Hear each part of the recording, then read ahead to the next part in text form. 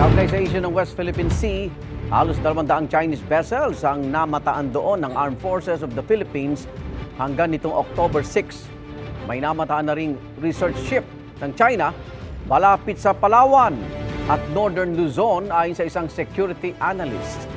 May unang balita si Chino Gaston. Sa huling monitoring ng AFP mula September 30 hanggang October 6, aabot sa 170 barko ng China ang namataang nananatili sa West Philippine Sea. Sa bilang na ito, 28 ang mga barko ng People's Liberation Army Navy at China Coast Guard. Ang karamihan, mga Chinese fishing militia o mga barkong nagpapanggap na mangingisda pero nasa kontrol naman ng China Coast Guard.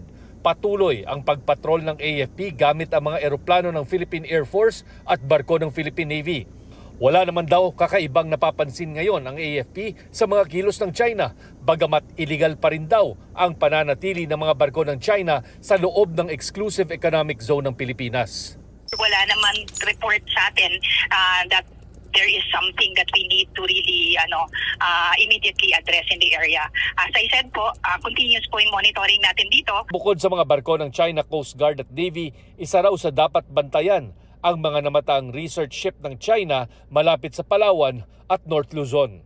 There may be some research value in what they're doing. I mean, they may be looking sort of at the undersea environment for submarine operations, and there may also just be symbolic value. They're just basically making a statement that this is what we're going to do and you can't stop us. Ito ang unang balita, Chino Gaston, para sa GMA Integrated News.